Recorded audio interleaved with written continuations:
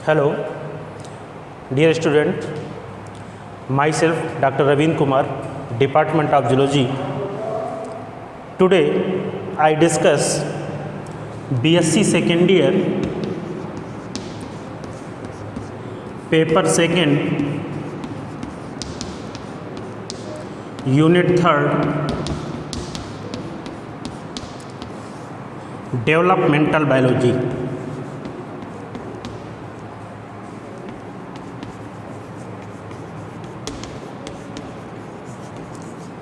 पिछले वीडियो में मैंने आपको डेवलपमेंटल बायोलॉजी का स्कोप एंड इम्पॉर्टेंस, उसके डिफिनीशंस, इन सब चीज़ों के विषय में डिस्कस किया था। आज मैं फर्दर उसी वीडियो के आगे जो मैंने आपको छोड़ा था जहाँ पे, उसी वीडियो के आगे आज मैं आपको डेवलपमेंटल बायोलॉजी का नेक्स्ट जो चैप्टर है, this is the gametogenesis. Gametogenesis, इसके ऊपर मैं आज आपको अपना लेक्चर दूंगा और मैं आपको डिस्कस करूंगा, बताऊंगा कि गैमेटोजेनेसिस होता क्या है, कैसे आप इसको डिफाइन करेंगे। तो जैसा कि वर्ड है गैमेटोजेनेसिस, गैमेटोजेनेसिस टू वर्ड से मिलके बना हुआ है। This is gamete and genesis. You know gametes, these are the male sex gametes and female gametes, या आप ये कह सकते हैं this is the male gamete and female gamete, male gamete and female gamete। और जेनेसिस का मतलब होता है एक प्रकार से बर्थ या उत्पत्ति या आप इसको ये कह सकते हैं कि फॉर्मेशन भी आप इसको बोल सकते हैं, या इसको आप बर्थ या उत्पत्ति बोल सकते हैं। तो गैमीट का फॉर्मेशन होना गैमेटोजेनेसिस कहलाता है। और जो गैमेटोजेनेसिस है, इस गैमेटोजेनेसिस में जो गैमीट्स होते हैं, दीज आर द, अगर हम गैमीट की सिर्फ बात करें तो gametes, these are the male gamete and the female gamete, female gamete. और गैमेटोजेनेसिस में जहाँ तक हम बात करते हैं, गैमेटोजेनेसिस, इनके फॉर्मेशन को हम गैमेटोजेनेसिस बोलते हैं। Gametogenesis is of two type. Gametogenesis का जो प्रोसेस होता है, gametogenesis is of two type की गैमेटोजेनेसिस होती है। First thing is the spermatogenesis, spermatogenesis, and second is the oogenesis।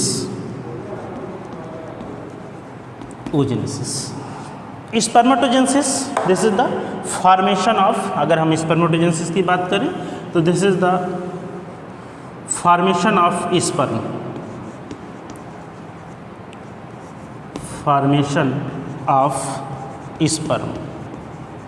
is known as the spermatogenesis। and oogenesis, this is formation of ova or egg। तो जो word है हमारा gametogenesis, इससे हमको पता चलता है कि the gametogenesis is the formation of sperm and ओवा। या गैमेटोजेनेसिस को अगर हम एक डिफाइन करें तो गैमेटोजेनेसिस का जो प्रोसेस है, गैमेटोजेनेसिस के प्रोसेस को अगर हम एक लाइन में डिफाइन करना चाहें तो gametogenesis is the process of gonads. Gametogenesis to Genesis is the formation of sperm and ova in the gonads, you know gonads, these are the gonads two type के होते हैं, male gonads and female gonads, male gonads and female gonads. तो जो male gonads होगा, इससे sperm का विकास होगा, और इससे जो है ओवा का विकास होगा या एग का विकास होगा, जिसको हम ओवा या एग कहते हैं। तो इसके बाद जो, अगर हम एनिमल किंगडम की बात करें तो एनिमल किंगडम में जितने भी एनिमल्स पाए जाते हैं, these are the heterogametic. All animals जो होते हैं animals are heterogametic. Heterogametic. This means dissimilar. Dissimilar gametes. Gametes होते हैं मतलब स्पर्म एंड ओवा दोनों अलग अलग होते हैं और इसकी विशेष इम्पॉर्टेंस होती है। ये बहुत ही इम्पॉर्टेंट होता है। तो हम आज जब बात कर रहे हैं गैमेटोजेनेसिस की, तो गैमेटोजेनेसिस बड़ा टर्म है, बड़ा टॉपिक है। तो इसमें हम आज बात करेंगे ओनली स्पर्मेटोजेनेसिस की। Spermatogenesis means formation of sperm. Formation of sperm. और स्पर्म का फॉर्मेशन ये होगा कहाँ? मेल गैमेट्स में पाया जाएगा। मेल गैमेट्स से इसका फॉर्मेशन होगा, मेल गैमेट्स में होगा। जब हम मेल गैमेट्स की बात करते हैं तो मेल गैमेट्स के अंतर्गत जो गैमेट्स होते हैं, या अगर हम बात करते हैं स्पर्म की या ओवा की, अगर हम दोनों की इकट्ठे बात कर लेते हैं। अगर हम गैमेट्स की पहले बात करें, गैमेट्स स्पर्म एंड ओवा, दीज आर द, ये दोनों मोटाइल होते हैं। बट ये तो स्मॉल होता है, स्मॉल एंड मोटाइल होता है, लेकिन ओवा जो होता है ये लार्ज होता है और इसके अंदर फूड रिजर्व भरा होता है। मोटाइल होता है बट स्टेगनेंट नहीं होता है। ये ज़्यादा मोटाइल होता है, स्पर्म जो होता है ज़्यादा मोटाइल होता है। जो ओवा होता है ये स्टेगनेंट नहीं, स्थिर नहीं होता है। मोटाइल ये भी होता है, इसमें जो सीलिया की बीटिंग होती है उससे जो है ओरी से चल करके ये यूरेथ्रा तक आता है। तो इस प्रकार से गैमेट्स को देख सकते हैं। तो स्पर्म एंड ओवा, हम जब डिस्कस करते हैं गैमेटोजेनेसिस की बात करते हैं तो गैमेटोजेनेसिस में हम आज स्पर्मेटोजेनेसिस की बात करेंगे। This is the formation of sperm. Formation of sperm की जब बात करते हैं तो जो गैमेटोजेनेसिस का प्रोसेस होता है, इंपॉर्टेंस क्या है गैमेटोजेनेसिस के? गैमेटोजेनेसिस का जो प्रोसेस होता है, gametogenesis very important expect because the gametes these are link to generation to generation. एक दूसरी जनरेशन से ये लिंक होते हैं और जब गैमेटोजेनेसिस का प्रोसेस होता है तो उसके जो भी उसका जेनेटिक मटेरियल होता है, जो उसका हेरिडिटी मटेरियल होता है, वो एक पीढ़ी से दूसरी पीढ़ी में गैमेटोजेनेसिस के थ्रू ट्रांसफ़र होता है। तो हम ये कह सकते हैं कि जो प्रोसेस होता है गैमेटोजेनेसिस का, ये great significance for generation to generation होता है।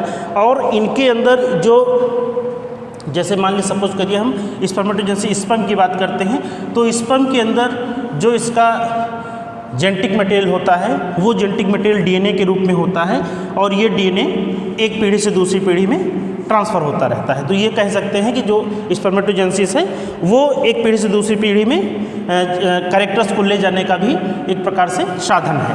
हम जब स्पर्मेटोजेनेसिस की बात करते हैं तो स्पर्मेटोजेनेसिस ये अगर हम एक लाइन में इसको कहें तो ये मेल के अंदर होगा, मेल की टेस्टिस में पाया जाएगा और टेस्टिस में जर्म सेल्स या जर्मिनल एपिथेलियम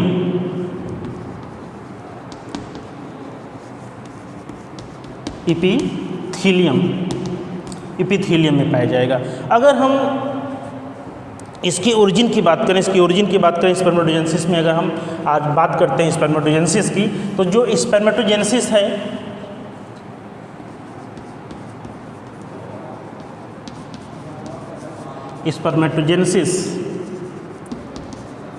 स्पर्मेटोजेनेसिस का जो फॉर्मेशन होता है, स्पर्मेटोजेनेसिस का जो फॉर्मेशन है, इससे जो बनेगा स्पर्म जो बनेगा वो स्पर्म बनेगा कहाँ? टेस्टिस में।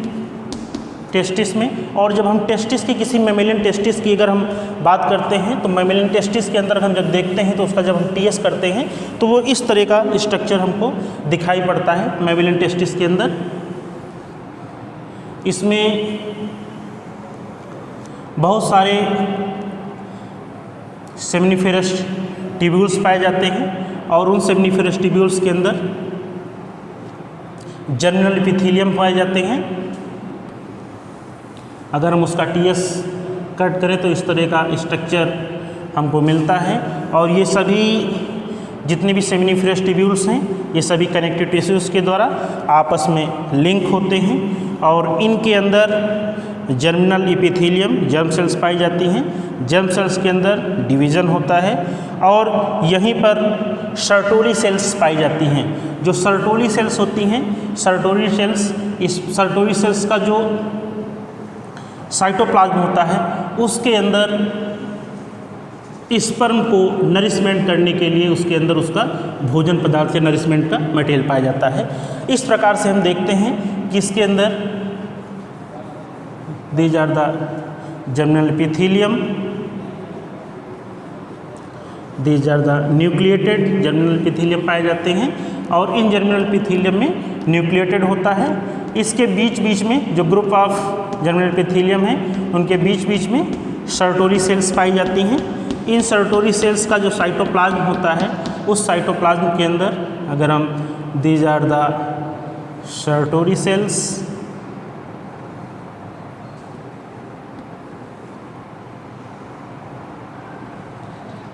इन सर्टोरी सेल्स के अंदर साइटोप्लाज्म भरा होता है। इन साइटोप्लाज्म के अंदर जो जर्मिनल एपिथेलियम होते हैं ये सेल्स पाई जाती हैं, सेल्स पाई जाती हैं। इन सेल्स के अंदर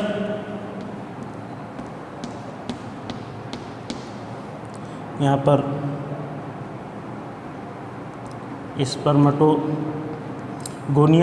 जो कि स्पर्म मदर सेल्स होती हैं वो पाई जाती हैं। इस प्रकार से ये सभी सेल्स आपस में जुड़ी होती हैं। उनका ये हम टीएस आपको बना रहे हैं, मैमेलियन टेस्टिस का ये टीएस है। इस तरह से ये पाया जाता है। फिगर बहुत इंपॉर्टेंट है BSc second year point of view से। फर्स्ट ईयर में तो आप लोगों ने इसका फिगर वगैरह चूँकि पूरा ऑब्जेक्टिव टाइप में था तो फिगर वगैरह पे उतना ध्यान नहीं दिया, लेकिन यहाँ पर आपको फिगर पे विशेष ध्यान देना होगा। और इस प्रकार से ये सेल्स पाई जाती हैं। अगर हम इसको से और दिस इज़ द, इस प्रकार से ये जर्मिनल एपिथेलियम पाई जाती हैं। उसके बाद में primary germ cells, primary germ cells के बाद सेकेंडरी जर्म सेल्स और इस तरह से स्पर्मेटोथीका स्पर्मेटिड्स, इस तरह से स्पर्मेटिड्स पाए जाते हैं। These are the nucleated structure and these are connected with, these are connected with connective tissue, all these are connected with connective tissues and these are the large number of seminiferous tubules are found and these connective tissues के बीच बीच में यहाँ पर Leydig cells पाई जाती हैं, Leydig cells पाई जाती हैं। इनको आप इस तरह से देख सकते हैं, these are the Leydig cells.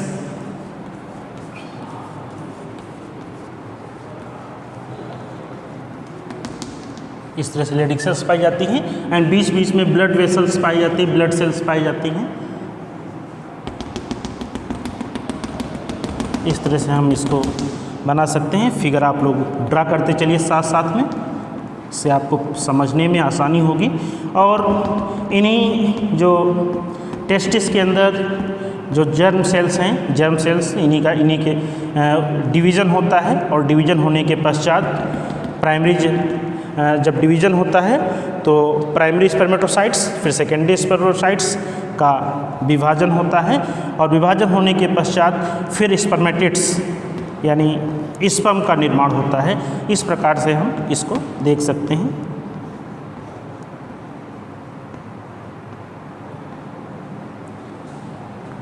इस प्रकार से हम इसका एक फिगर ड्रा करिए। फिगर ड्रा करना बहुत ज़रूरी, फिगर आप लोग ड्रा करते चलिए साथ में और देखिए कैसे primary germ layer cells, secondary germ layer cells का कैसे विकास हो रहा है। इसके ऊपर आप इस तरह से देखिए, these are the seminiferous tubules,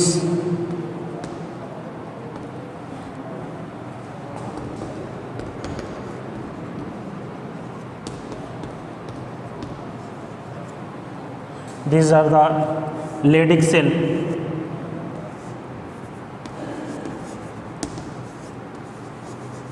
These are the blood vessels.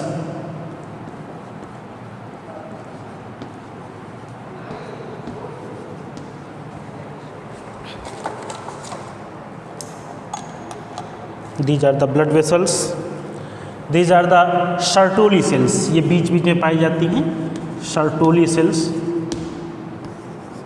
Most important Sertoli cells पाई जाती हैं. इसके बीच में primary germinal epithelium. This is germinal epithelium.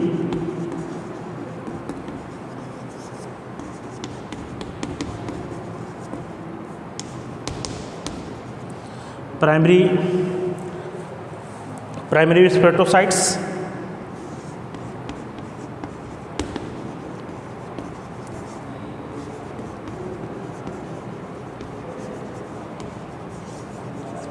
Secondary spermatocytes.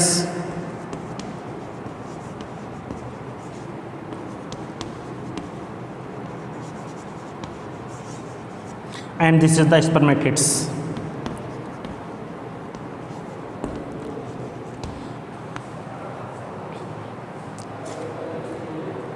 These are the spermatogonia. Spermatogonia.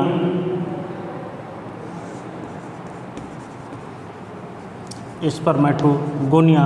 These are the sperm mother cell. Spermatogonia को हम, अगर हम spermatogonia की बात करें,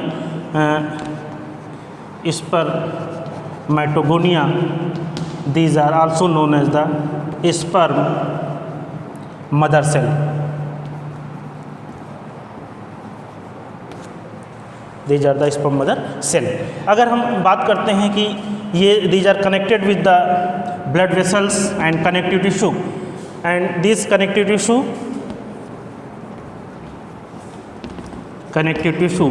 तो एक सिंपल टीएस है मैमेलियन टेस्टिस का, जिसके अंतर्गत हम स्पर्म की, इसके अंदर से स्पर्म की ओरिजिन होती है.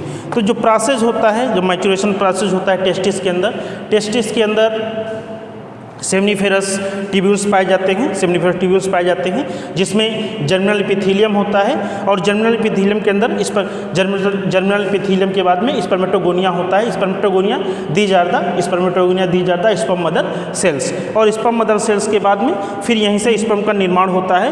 तो जो कॉलमनर सेल्स होती हैं, बीच बीच में जो कॉलमनर सेल्स पाई जाती है, these are the Sertoli cells. इन जो सेल्स की बात कर रहे हैं, दीज आर सर्टोरी सेल्स. इन सर्टोरी सेल्स के अंदर क्या होता है कि इनके अंदर जो स्पर्मेटिड्स होते हैं वो इसी के साइटोप्लाज्म के अंदर इंसर्टेड होते हैं, इम्बेडेड होते हैं, और यहीं से उनको नरिशमेंट मिलता है.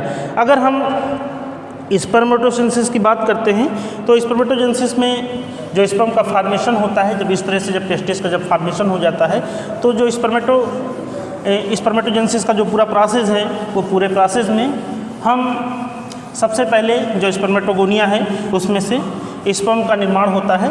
और स्पर्मेटोजेनेसिस में जो स्पर्मेटोगोनिया है, वहाँ से स्पर्मेटोगोनिया का निर्माण होता है, और इसके अंदर डिप्लॉयड क्रोमोसोम नंबर पाया जाता है 2n. फिर यहाँ पर माइटोटिक सेल डिवीज़न होता है, और 1 से 2 सेल्स का निर्माण होता है.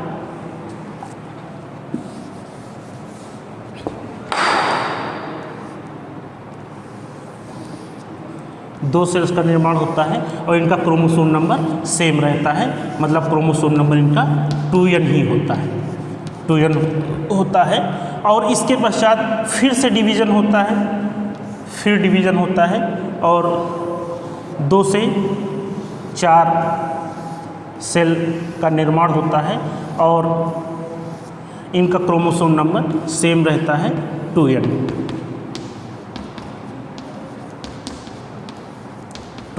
इस प्रकार से 4 से फिर इनका फिर से डिवीज़न होता है, और इस प्रकार से 8 सेल स्टेज बन जाता है.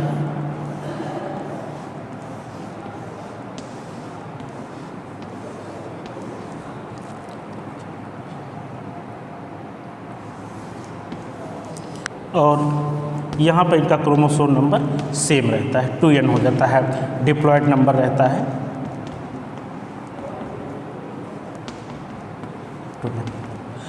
इस पूरे प्रोसेस को जिसे स्पर्मेटोगोनिया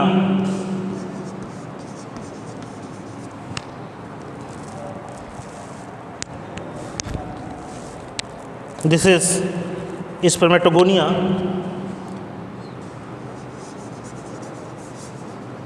माइटोगोनिया। फिर यहाँ पर माइटोटिक सेल डिवीज़न होता है, माइटोटिक सेल डिवीज़न होता है। माइटोटिक सेल डिवीज़न में आपको पता है कि 1 से 2 सेल बनती है, उनका क्रोमोसोम नंबर सेम रहता है, मतलब जो 2n नंबर है 2m नंबर ही रहता है। और इसके पश्चात इस पूरे जो पूरा प्रोसेस होता है इसको हम मल्टीप्लिकेशन फेज कहते हैं।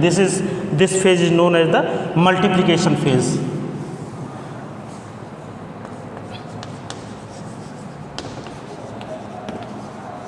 Multiplication phase.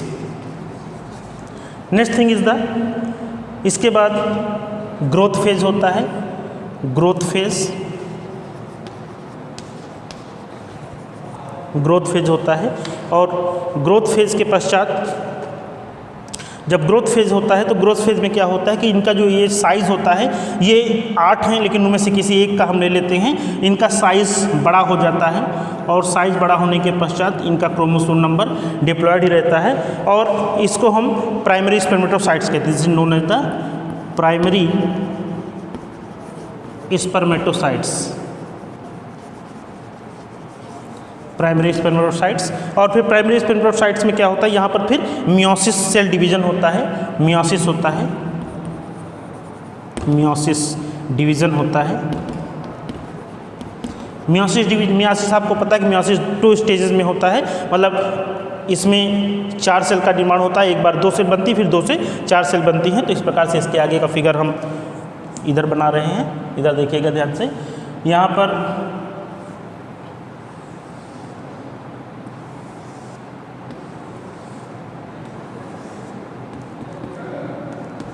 इसके पश्चात फिर एक बार फिर से डिवीज़न होता है और 4 सेल का निर्माण होता है।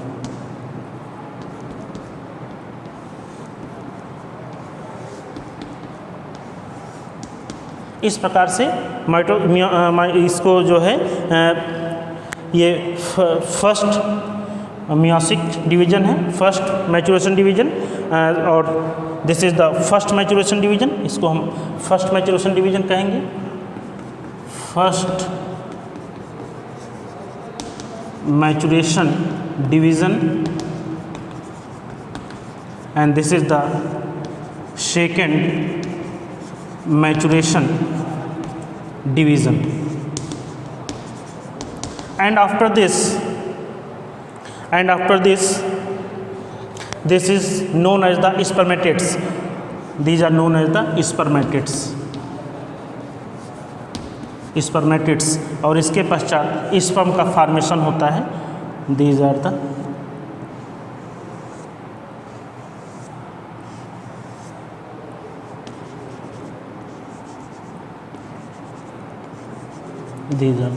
स्पर्म। इस प्रकार से हम देखते हैं कि जो ये प्रोसेस है multiplication phase, growth phase, maturation phase, ये मैचुरेशन फेज कहलाता है।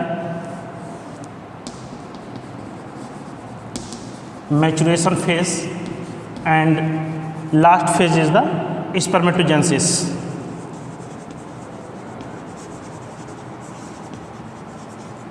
इस प्रकार से 4 स्टेजेस के अंतर्गत स्पर्मेटोजेनेसिस कंप्लीट होता है, जिसमें हम देखते हैं कि जो जब हम टेस्टिस के अंदर देखते हैं, जो टेस्टिस के अंदर जो स्पर्मेटोगोनिया है, these are the sperm mother cells, वहाँ से स्पर्मेटोगोनिया से स्पर्म का फॉर्मेशन होता है।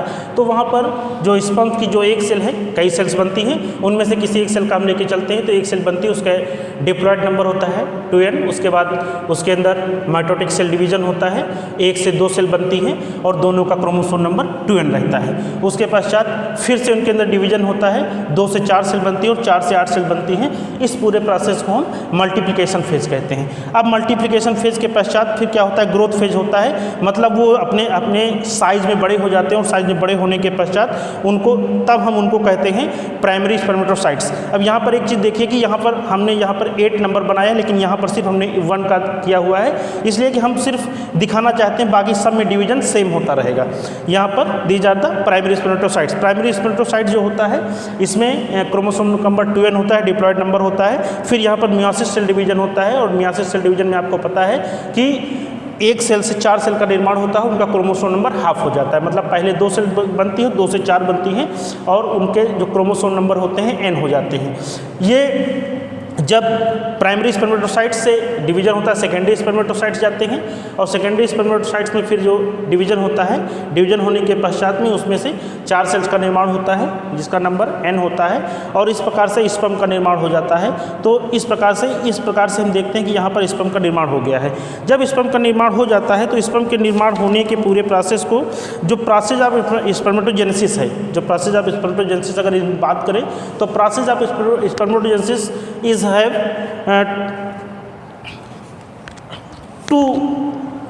2 प्रकार के इन्वॉल्वमेंट होते हैं। इसको फिगर को मैं साफ कर देता हूँ। हम इसको अगर बात करें तो जो स्पर्मेटोजेनेसिस का प्रोसेस है,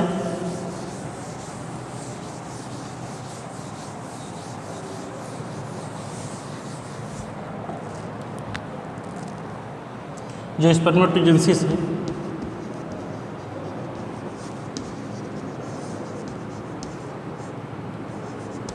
स्पर्मेटोजेनेसिस, इस पूरे प्रोसेस में 2 प्रकार के फॉर्मेशन से 2 प्रकार के इवेंट पाए जाते हैं। 2 इवेंट्स होते हैं।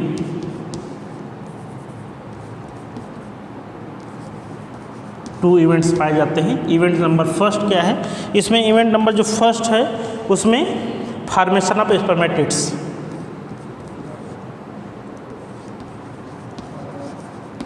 Formation of spermatids, and second is the spermatogenesis. Second is the spermatogenesis.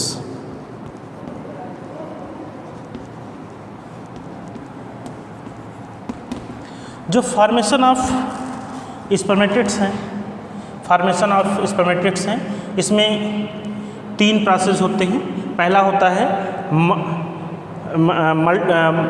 Mitotic multiplication phase, इससे कह सकते हैं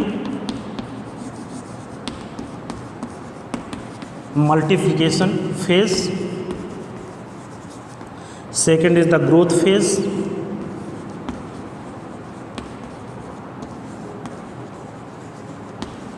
and third is the maturation phase.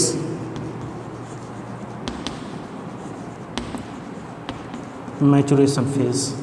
और स्पर्मेटोजेनेसिस में फॉर्मेशन ऑफ स्पर्म।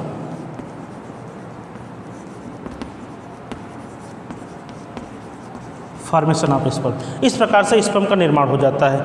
जब हम स्पर्मेटोजेनेसिस की बात करते हैं तो स्पर्मेटोजेनेसिस में हम देखते हैं कि स्पर्मेटोजेनेसिस का जो प्रोसेस है, उस पूरे प्रोसेस में जो स्पर्म मदर सेल्स हैं, जो स्पर्मेटोगोनिया है, स्पर्म मदर सेल्स हैं, स्पर्मेटोगोनिया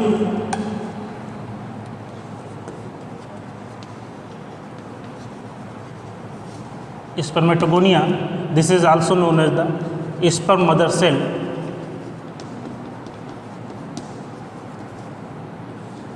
यहाँ से स्पर्म का निर्माण होता है। स्पर्म का निर्माण होता है। जब हम टेस्टिस में जब हम बात करते थे, यहाँ पर टेस्टिस में मैंने आपको एक जो फिगर ड्रा किया था, उस फिगर में आपने देखा कि जो टेस्टिस का अगर हम एक फिगर ड्रा करें, आप फिर से ध्यान दीजिएगा इसको। टेस्टिस में जब हम, जहाँ पर सेमनीफेरस ट्यूब्यूल्स हैं, सेमनीफेरस ट्यूब्यूल्स के अंदर जर्मिनल एपिथेलियम पाए जा रहे हैं, और जर्मिनल एपिथेलियम के बीच में जो उनका ग्रुप्स होता है, चूँकि ढेर सारे जर्मिनल एपिथेलियम पाए जाते हैं, इनके ग्रुप्स के बीच में सर्टोली सेल्स पाई जाती हैं, और ये सर्टोली ये कॉलमनर सेल्स होती हैं। इनको these are also known as the columnar cells. और इन कॉलमनर सेल्स के बीच में अगर हम इसको फिर से समझने के लिए हम फिर से ड्रा करते हैं, और इसको ध्यान से देखिए, यहाँ पर साइटोप्लाज्म पाया जाता है। ये साइटोप्लाज्म भरा होता है जब स्पर्मेटोगोनिया के द्वारा,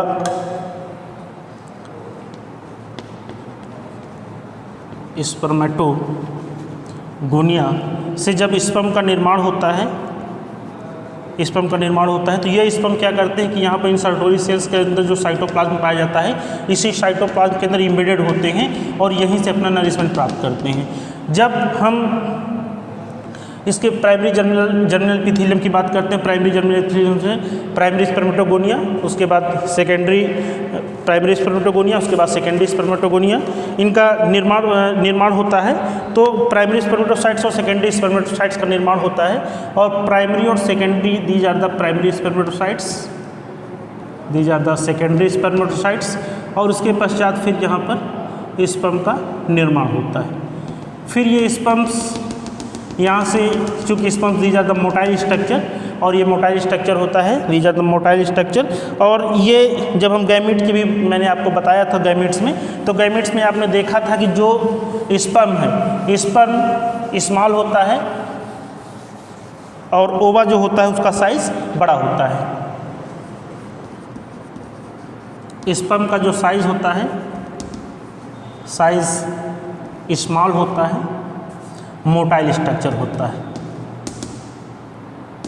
और जो ओवा होता है ये इसका साइज बड़ा होता है, लार्जर होता है, मोटाइल होता है बट उतना नहीं होता है, मतलब ये हम कह सकते हैं कि ये स्टैग्नेंट हो, स्थिर नहीं होता है, मोटाइल होता है, और इसमें फूड रिजर्व भरा होता है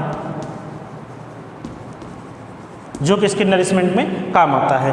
जब हम गैमेटोजेनेसिस की बात करते हैं तो गैमेटोजेनेसिस के जो पूरे प्रोसेस में जो गैमेट का फॉर्मेशन है, गैमेट के फॉर्मेशन के लिए जो लिंक होता है, दीज आर द, इनके अंदर जो डेवलपिंग जो स्पर्म होता है, स्पर्म के अंदर अगर हम एक स्पर्म की बात करें, स्पर्म की बात करते हैं, तो स्पर्म में होता क्या है कि स्पर्म की अगर हम बात करें तो स्पर्म्स, अभी मैंने आपको बताया था जैसे स्पर्म का निर्माण होगा, तो स्पर्म अगर हम इसके अंदर डीएनए भरा होता है, ये डीएनए एक पीढ़ी से दूसरी पीढ़ी के अंदर मतलब गैमेटोजेनेसिस के थ्रू के से एक पीढ़ी से दूसरी पीढ़ी के अंदर जाता रहता है। और इस प्रकार से हम देखते हैं कि स्पर्मेटोजेनेसिस का जो प्रोसेस है वो बहुत ही कॉम्प्लिकेटेड प्रोसेस होता है, और इस कॉम्प्लिकेटेड प्रोसेस के पश्चात में जब स्पर्मेटोगोनिया का निर्माण हो जाता है, स्पर्मेटोगोनिया के निर्माण के पश्चात तो इस प्रकार से हम इसमें देखते हैं कि स्पर्म का निर्माण होता है। नेक्स्ट वीडियो में मैं आपको जो गैमेटोजेनेसिस मैंने जो आपको आज पढ़ाया है, इस गैमेटोजेनेसिस का फर्स्ट टॉपिक मैंने आपको स्पर्मेटोजेनेसिस आज बता दिया है। नेक्स्ट वीडियो में मैं आपको oogenesis के ऊपर लेक्चर दूंगा। तब तक आप लोग स्पर्मेटोजेनेसिस का जो भी लेक्चर दिया है इसके ऊपर आप इसको ध्यान से पढ़िए, इसका नोट्स बनाइए, जो भी कमेंट्स आपको हो आप अपने कमेंट सेक्शन में इसको डाल सकते हैं। That's all.